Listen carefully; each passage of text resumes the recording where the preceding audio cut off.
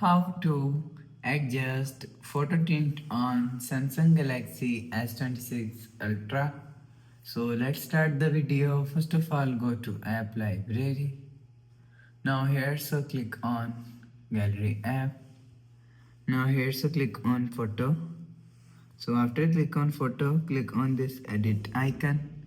So after click on this edit icon, click on this tone icon. So after click on this tone icon, so if you want to adjust photo tint, so you will see photo tint is here. So if you want to adjust, so you will increase or decrease tint from here. So after adjusting tint, click on save. So you will see photo tint is adjust. So after the process, go back to home screen, refresh phone. So that's how you can adjust photo tint on Samsung Galaxy S26 Ultra. So if you like the video, please subscribe. Thanks for watching.